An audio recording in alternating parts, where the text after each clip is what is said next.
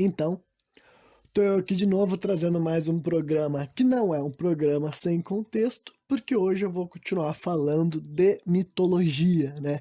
Quarta-feira passada eu falei de mitologia, esta quarta-feira eu vou falar de mitologia. Será que na quarta-feira eu vou falar de mitologia? Não sei, quem sabe, né? Mas hoje é um programa, né, diretamente ligado ao programa da semana passada, porque eu vou estar concluindo o panteão dos deuses gregos primordiais, né? Então é importante que as pessoas que vão ouvir esse programa aqui já tenham ouvido o programa da semana passada, né? Para ficar por dentro de tudo, ou ouve na ordem alterada mesmo, só porque tu é o cara, tu é o brabão mesmo, né? Aí tu pode fazer as coisas do jeito que tu quiser. Enfim, então, né? Talvez esse programa, esse episódio fique mais curto do que o outro. Quer dizer, talvez não, com certeza vai ficar mais curto do que o outro, né? Porque todos os deuses que eu vou estar falando aqui para vocês hoje, eles são menos assim, tem menos informações a respeito, sabe? Realmente os que eu juntei no primeiro programa, eles tinham mais o que falar, né? E como eu também não quis incluir outro assunto que não fosse exatamente sobre os deuses primordiais para não misturar os temas e os tópicos, porque a mitologia grega já é difícil de acompanhar, né? Mas enfim, e quem sabe eu faço algumas constatações finais, alguma coisa que eu poderia ter comentado melhor no primeiro programa e eu não fiz. Bom, vamos nessa, né? Então vamos começar falando de uma deusa que o nome dela é Hemera, né? Ou Remera, com H. Essa entidade, ela seria a personificação da luz do dia e do ciclo da manhã, né? Então, ela é a filha de Nix com Erebo. Para quem se lembra, né, Nix é a deusa da noite, né, a deusa primordial da noite, e o Erebo é o irmão dela, o irmão gêmeo dela, que é o deus, né, que representa as trevas e, digamos assim, o caos não, né, o vácuo, né, o negócio do espaço sideral, assim, e tal, né. Então, a Hemera seria a filha desses dois, né, e ela representa o dia, né, e o ciclo da manhã. Algumas tradições também, né, colocam a Hemera e o Éter, que o Éter é o irmão dela, né, como pais de Urano e Gaia, né, que Urano e Gaia são os protagonistas, bem dizer, da maior parte do programa passado, né, em vez de ser aquela história que a Gaia mesmo deu a luz a Urano, tem outras versões do mito, assim, da origem dos deuses gregos, né, e do nosso mundo como inteiro, como um todo, dizem que foi assim que aconteceu, né. E daí tem, a respeito da Emera, tem toda uma explicação dela, tipo, da morada que ela tem. Dizem que ela mora assim, sabe, lá na linha do ocidente, sabe, quando tu enxerga, quando tu olha assim lá pro horizonte, né, tu enxerga aquela linha, eles dizem que é bem lá naquele ângulo que ela mora, assim, e tal. E daí ela reside num palácio, assim, que mora ela e a mãe dela, né, que a mãe dela é Nix, e à noite, só que as duas nunca se encontram, né.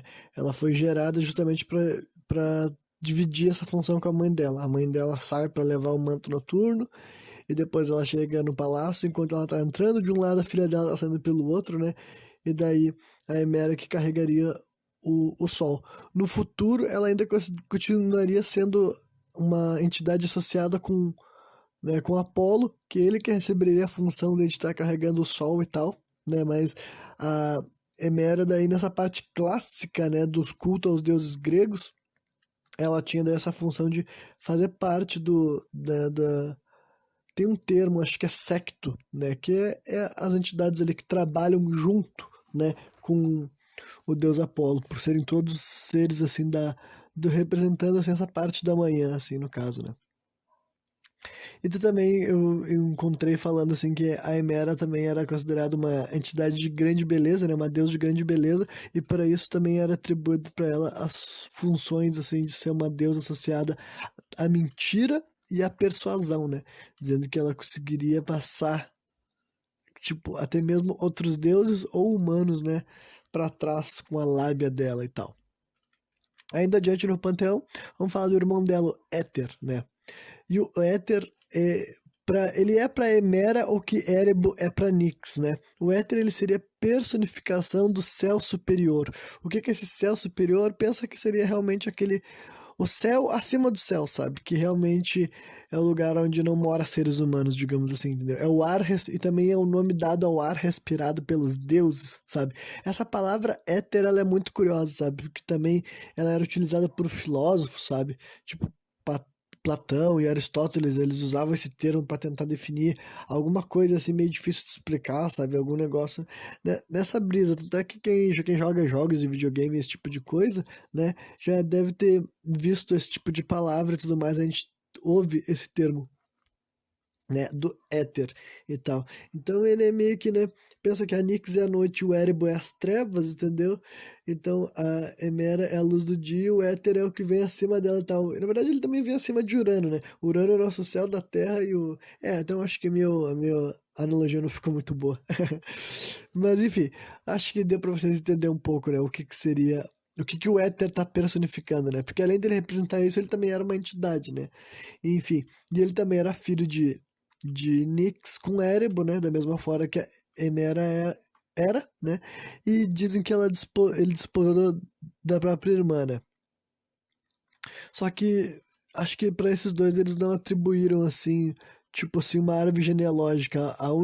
As únicas histórias que falam deles terem tido filhos são histórias que colocam eles, né, como pais de Urano e Gaia, né, que eu já tinha comentado quando eu falei da Emera. Só que, né, na linha do tempo que eu contei para vocês, a Gaia tinha dado a luz a Urano por partenogênese, né, que é fecundar um filho assim, sem precisar do macho, digamos assim, né? Então, meio que, né, não faz parte ficar entrando nessa parte da narrativa. Não tem sentido, né? Então, indo adiante, vamos falar agora de Ponto, né?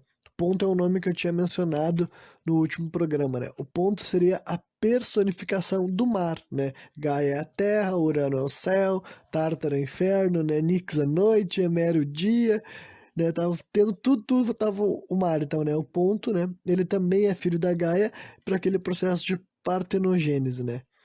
Ele foi gerado quando a Gaia gerou o céu, ela também gerou o mar e ela também gerou as montanhas, que vai vir mais adiante, né?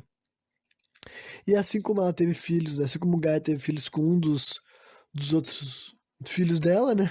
Que foi o céu, né? Urano. Ela também teve filhos com o mar. E daí com o mar, Gaia gerou o velho do mar, que é o Nereu, né? Ele também é um deus primordial e eu vou falar dele a seguir. E as outras entidades aqui eu não vou estar falando nesse programa porque eles não são deuses primordiais, apesar de também serem entidades, né? Com mitologias e histórias para serem compartilhadas, né? Aí seriam as maravilhas do mar, que são as taumas, os aspectos perigosos do mar, que é o Forces, né? A irmã e esposa do Forces, que é Seto, né? E a Fúria do Mar, que é Euríbia, né? Todos esses são filhos de Gaia com ponto, né? Mas o único que eu vou estar falando um pouco mais a respeito hoje é o Nereu, né? O Nereu, velho do mar. Por que ele tem esse nome? Porque, né, ele é a primeira entidade que compõe esse panteão de deuses primordiais, né? Que não está necessariamente representando ou um sentimento, ou uma sensação, ou alguma coisa assim que compõe, né, o nosso planeta, o nosso universo, né? Ele sempre foi retratado como um coroa, né? Um velho do mar, né? E por que que ele está incluído aqui nessa lista de deuses primordiais? Porque, né, nos achados, nos textos e nas imagens que foram encontradas de Nereu, os pesquisadores acreditam que provavelmente ele foi a primeira divindade do mar a ser cultuada, sabe, assim, em larga escala, sabe? Provavelmente antes da ascensão do culto a Poseidon, né, que foi o deus do mar mais cultuado, né, que nós temos registros, né, nas civilizações gregas, acredita-se que Nereu foi o primeiro, então ele tem essa função de ser considerado assim o deus primordial do mar, sabe? Apesar dele ter um pai que representa o mar, que é o Ponto, né? Nenhuma desses deuses assim, a grande maioria dos deuses primordiais não foram cultuados, né? Eu acho que o único que eu fiz um adendo sobre isso foi a Nix, que ela chegou a ter, né, templos e imagens, né, e tudo mais. E o Nereu também se enquadra nisso, né? Mas ele também já era filho do Ponto, que já era filho de Gaia, que já era filho do Caos, né? Então, para vocês verem como esses mitos, muitos desses deuses, eles só eram feitos para ser realmente uma metáfora, sabe? Não era para ser um culto, uma entidade, né? Aí falando um pouco mais sobre quem foi Nereu, né? É dito que ele casou-se com a Oceanide Doris, né? As Oceanides eram 3.000 filhas que o oceano teve com a Tétis, que esses são dois titãs, né? Eu vou falar mais sobre eles nos programas a respeito dos titãs, né? E daí o Nereu casou com a Doris, né? E ele foi pai de 50 filhas, que eram as Neríades, né?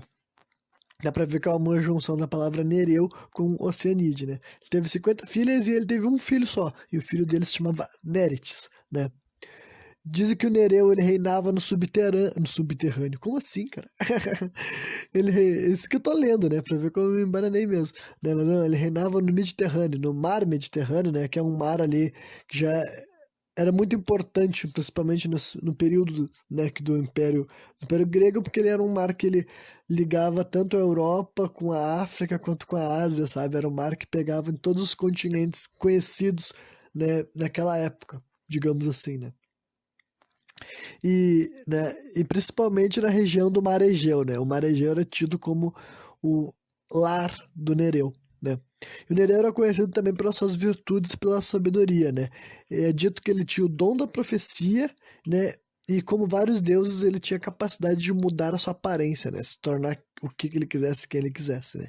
Ele ajudou vários dos heróis gregos, inclusive o mais famoso de todos, que é quem, né? Hércules, né? Ou Heracles, que era provavelmente assim que ele era conhecido lá naquela época lá e tal, e não de Hércules, né?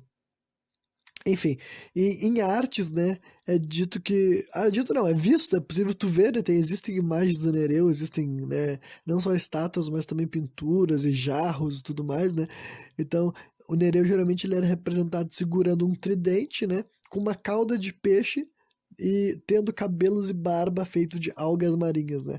Que é uma representação bem típica de vários deuses assim que representam, né, a parte do mar, do oceano e tal, né? Então achei bem interessante saber que esse Nereu provavelmente foi o primeiro deus marinho, né, a receber culto. Aí, continuando nos deuses marinhos, existe mais um deus primordial que representa as águas, que é a Thalassa, sabe? A Thalassa, hoje em dia, ela é reconhecida como uma das primeiras personificações femininas do mar Mediterrâneo, né? Então, ela seria filha de Éter e Hemera. Ah, então aqui encontrei mais um filho deles, né? Seria filho de Éter e Hemera, sabe? E juntamente com um ponto, né? Ela foi mãe de todos os peixes e animais marinhos, né? Os dois juntos, né? No caso, um é um mar e o outro também, entendeu? É como se cada um deles fosse uma parte do mar. Vamos fazer assim? Tá de boa? Pode ser, né? Então, os dois juntos, né? Eles pegaram e eles deram a luz, assim, a todos os peixes e animais marinhos. E além disso, a Thalassa e o Ponto foram pais da ninfa Halia, do gigante Egeon, ou Egeon, que ele seria a personificação do mar Egeu, né? E também dos nove Telquines. Telquines são os monstros marinhos, né? Que eu não vou estar desenvolvendo nesse programa também, porque eles não são deuses primordiais, né? E daí dizem, né, que foi.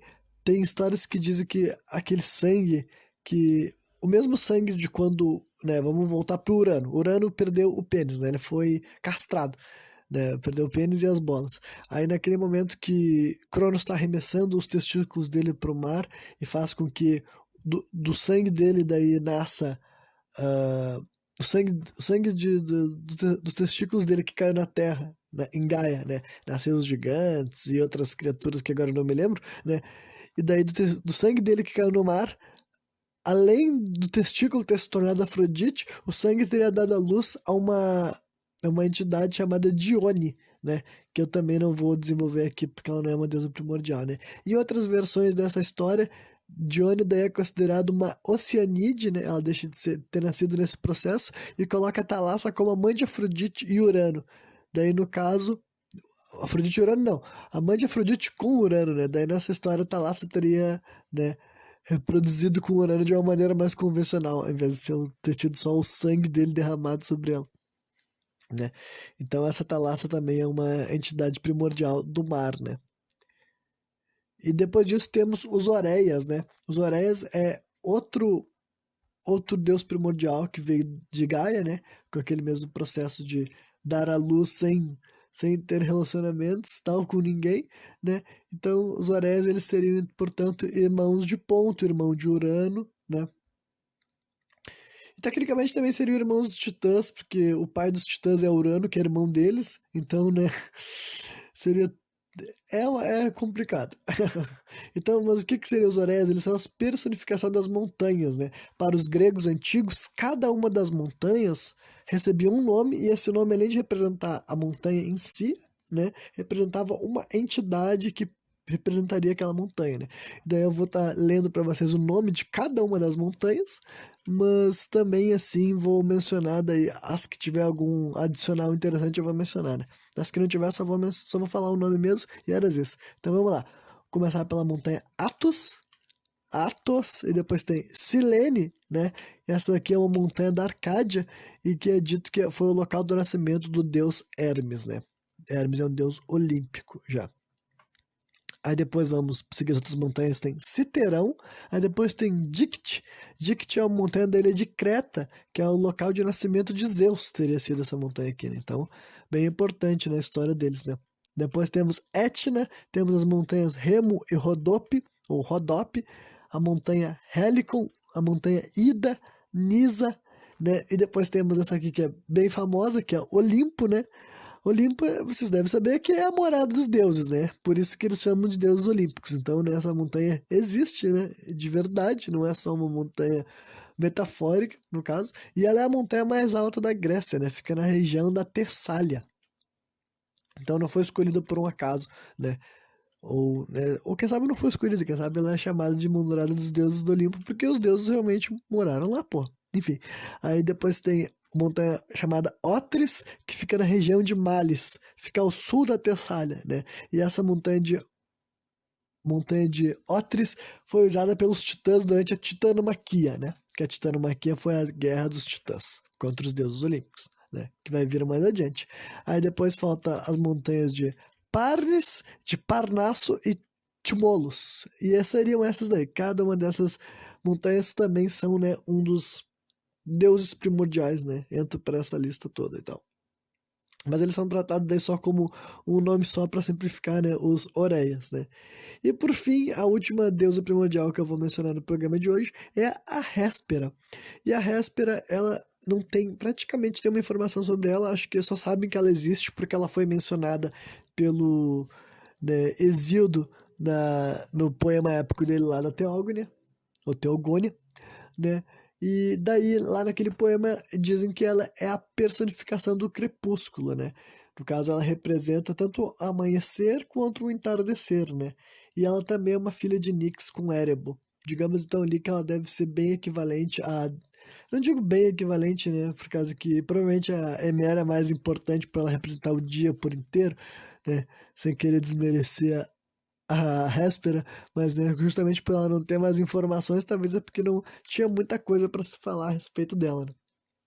Mas, né, como eu não vou deixar esse programa tão curto, tinha algumas coisas que eu tinha pensado que eu poderia ter desenvolvido um pouco mais no programa passado, antes de concluir ele. Primeiro é para falar a respeito do próprio cara que foi, né, o sujeito que eu escolhi me focar nas histórias dele para fazer esse tipo de programa sobre os deuses primordiais, para não ficar com tantas histórias a respeito, né? Já que pode variar muito dependendo de acordo com a fonte, que é o Exíodo, porque esse cara, ele foi bem, né, ele é um cara mais um sujeito que está sendo estudado mais recentemente, assim, lá, e dá pra, com relação a quem esse maluco foi no passado da Grécia, e inclusive ele ter atribuído uma distinção em várias áreas e tudo mais. Ele realmente, apesar dele ter sido um cara que muita gente reconhece ele como uma versão mais rústica e vulgar de quem pode ter sido Homero e tudo mais, já tem muita gente que reconhece a importância que esse sujeito teve, assim, e tal, inclusive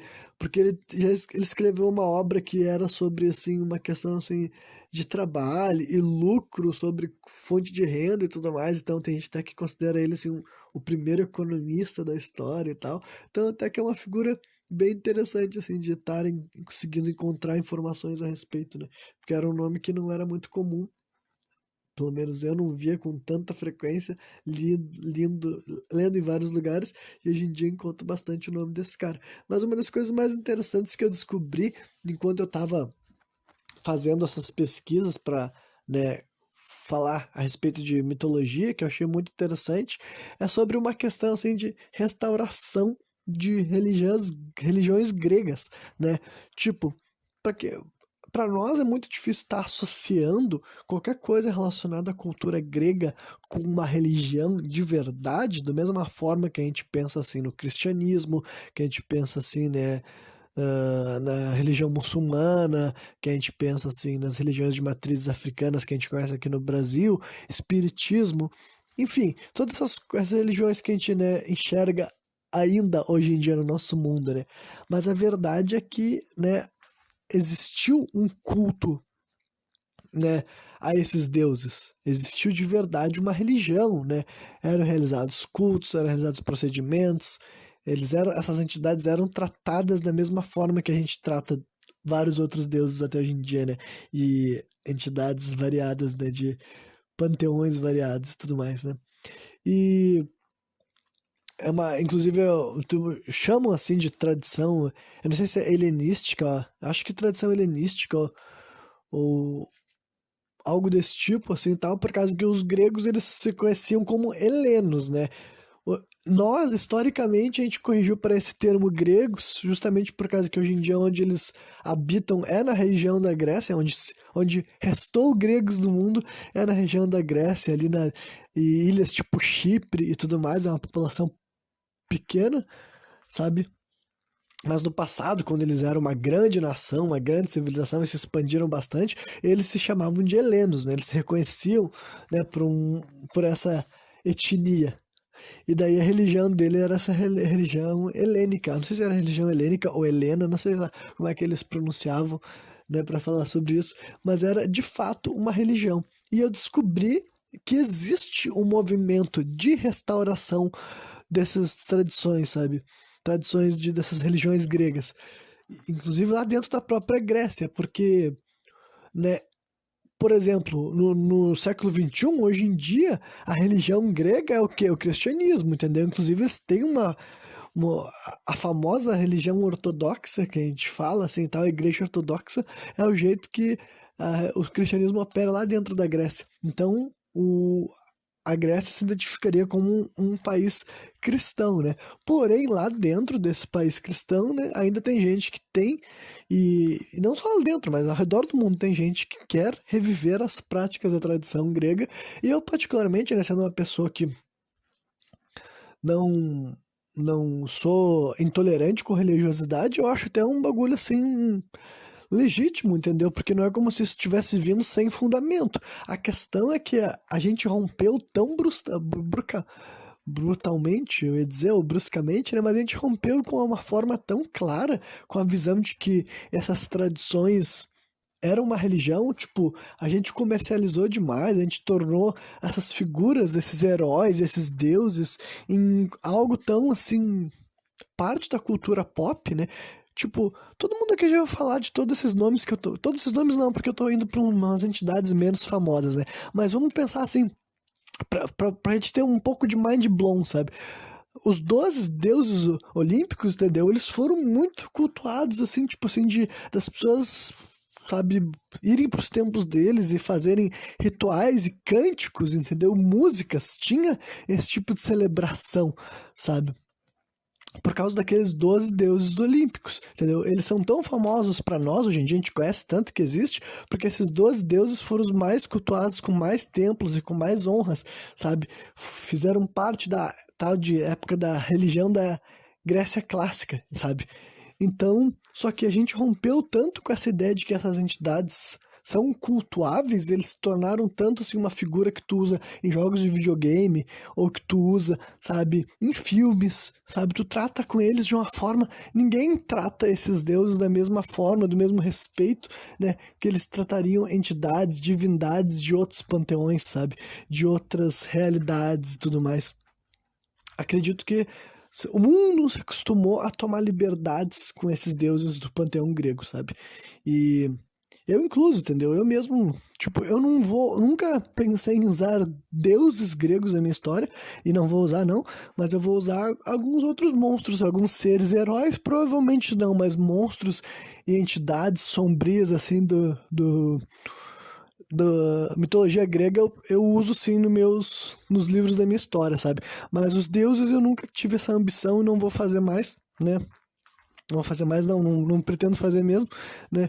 Mas também não tô recriminando quem faz, entendeu? Eu não tô julgando, sabe, quem escreveu lá, sabe, Percy Jackson e os Olimpianos, sabe? Eu não tô dizendo que o cara tá cometendo um crime contra a fé grega, né? Mas o ponto é que eu não sabia realmente que tinha até um movimento sobre isso, sabe? De tentar reviver e tentar reavaliar e tentar fazer com que as pessoas, né,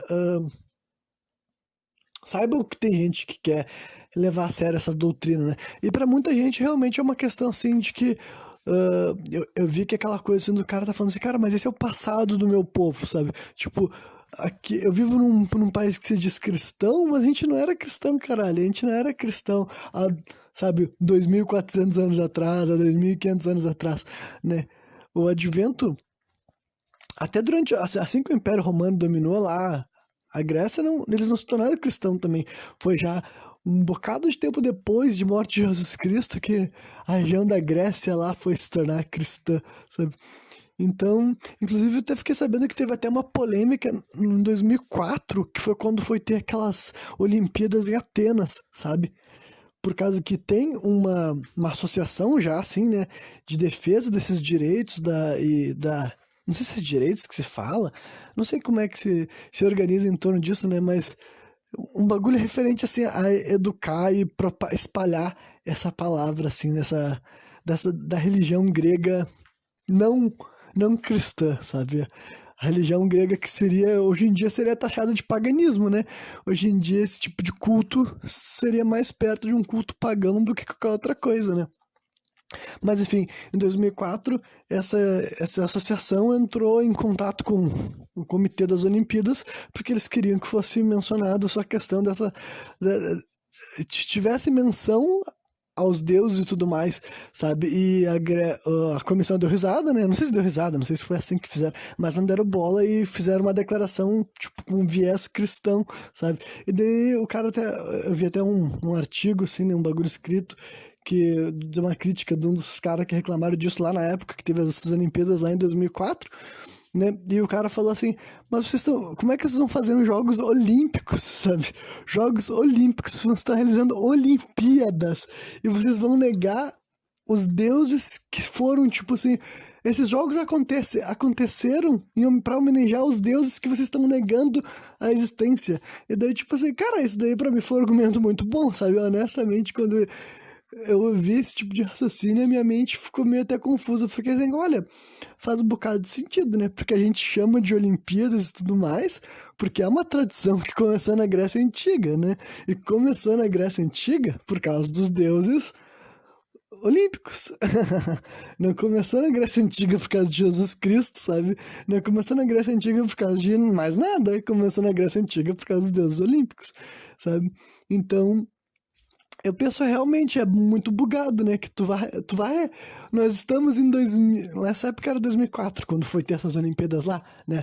Não sei se é 2004, posso estar errando a data, tá ligado? Porque né, eu não pesquisei de novo antes de estar gravando aqui esse momento. Mas foi uma Olimpíada que aconteceu nesse milênio, né?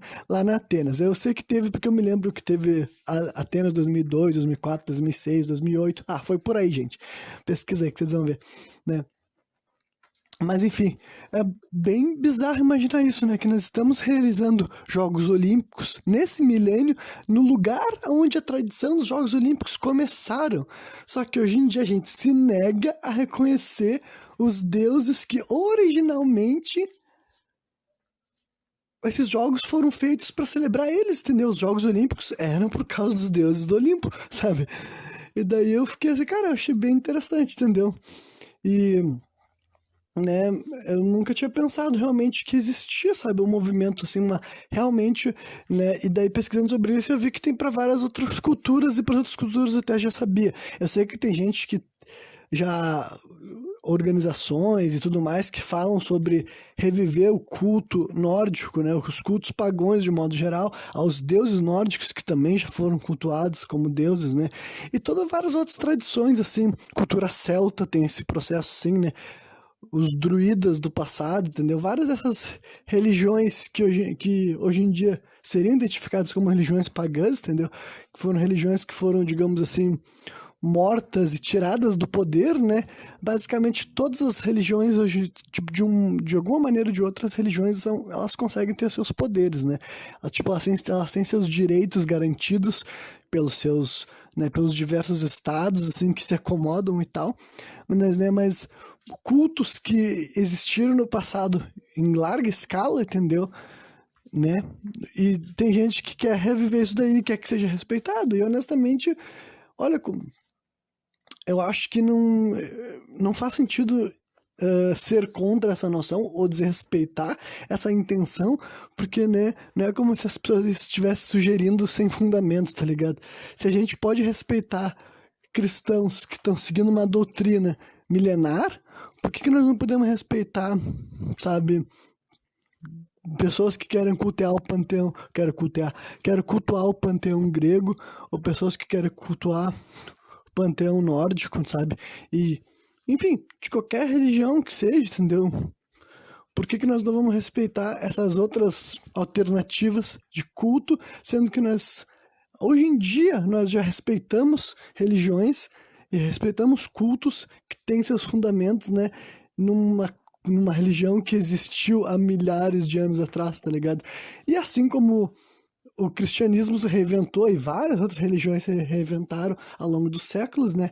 Um culto de qualquer religião do mundo de hoje em dia não é a mesma coisa que ela era há 1500 anos atrás, entendeu? Então, eu acho que todos esses cultos, essas religiões podem ser trazidas para o século XXI, entendeu? Se tem um respeito, se tem um fundamento, né? O ponto é que como é que tu, né, deve ter como estudar os fundamentos dessas religiões também. É que é difícil porque, né, nenhuma dessas religiões eles não deixavam um livro sagrado, sabe? É que nem tem religiões hoje em dia que também são assim, né? As religiões de matriz afro, por exemplo, não tem um Alcorão, né, do Batuque. Isso daí é tudo passado de forma oral, né? Mas a diferença é que essas religiões, aqui no Brasil, pelo menos, são bem vivas e tem muita gente praticante para ensinar e passar adiante, né, os valores, os fundamentos. Agora, essas religiões que elas foram, né, não sei qual é o termo que dá pra dizer. Não dá pra dizer que elas foram destruídas, porque se elas tivessem sido destruídas, eu não tava falando dela aqui nesse momento, né? Mas que elas foram, sei lá, tiradas do foco, sabe? Elas foram transformadas, em vez de ser uma religião, elas foram transformadas só numa ideia, numa arte, numa mitologia, sabe? Se tornou só. Eles conseguiram fazer as pessoas. Isso aqui é só história e deu, sabe? Ah, não, mas como é que é a Bíblia? Ah, não, a Bíblia é história e fundamento. Ah, tá. Tá, mas isso aqui não, isso aqui é só história, isso aqui é só história. Isso aqui eu posso falar o que eu quiser, fazer o que eu quiser, eu posso botar num jogo de videogame e mostrar gente matando esse Deus aqui porque tá tudo bem. Isso pode, porque ninguém mais se importa. Ninguém se importa. Tá bom, então. Então, enfim, né? Era isso que eu queria falar sobre isso, porque eu já falei bastante sobre os deuses primordiais, mas, né, e eu não queria estar trazendo outra, outro assunto relacionado à mitologia grega que não fosse os deuses primordiais para não ficar misturando os assuntos, né, para não ficar aglomerando as ideias. Então, né, somando esse programa e o programa anterior, o programa passado, agora vocês podem dizer que vocês sabem praticamente todos os deuses gregos primordiais, né, tirando aqueles outros de outras origens de concepção do universo que existem, mas eu não vou me aprofundar aqui. Outro dia eu explico para vocês quais são as outras visões de início de universo existia lá na cultura grega antiga, né? E esse segundo, e pelo menos agora vocês vão saber quem foram os deuses primordiais, né? A maioria deles eu não conhecia, entendeu? Acho que realmente são informações novas, são informações modernas. Praticamente só Gaia e Urano que eu conhecia mais ou menos, tá ligado? Gaia era que eu conhecia melhor e Urano tinha uma noção de que ele também era um deus antigo assim tal. Mas agora a maioria desse outro pessoal ali que eu li pra vocês, cara, olha, eu fazia a menor ideia de que era essa gente, eu não sabia a menor ideia que existia. Nem Nereu, sabe? Que Nereu? Eu só conhecia Poseidon, Nereu. Eu não conhecia nada dessas entidades, né? Mas assim, pra mim é muito interessante, eu gosto de ouvir essas histórias, pensar a respeito, aprender em parte, né? E também confesso que esse programa aqui ficou com um pouco parecido com o Sem Contexto, né? Principalmente nessa questão restauração das religiões gregas, mas né, eu acho que era pertinente comentar num episódio de mitologia, porque daí, sei lá, quem estiver me ouvindo é tipo de gente que já conhece a mitologia grega, ou pelo menos está conhecendo um pouco agora, então vocês vão descobrir que existia esse movimento, porque eu realmente achei bem interessante, sabe? Eu fiquei bem surpreso que esse tipo de coisa existia. Agora eu tô pensando que eu devia ter comentado isso em um programa sem contexto mesmo, para mais gente ouvir, provavelmente. Ah, foda-se, talvez um dia eu vou repetir, porque eu adoro me repetir sobre aquilo que desperta a meta. A minha. Nossa, que horror, esse cenário tem que acabar. Não, mas provavelmente quando eu ler mais a respeito sobre isso, tiver mais informações desse movimento de reviver essas práticas, não só gregas, né, mas de outras religiões que deixaram de ser, né, proeminentes, eu posso estar comentando daí também num programa sem contexto, então tá tudo bem, né? Então é isso aí, espero que vocês tenham curtido esse programa, não sei quando que eu vou falar de mitologia de novo, mas vou tentar falar, porque é um assunto maneiro e interessante mesmo, né? E sexta-feira eu vou estar de volta novamente, trazendo mais um programa sem contexto.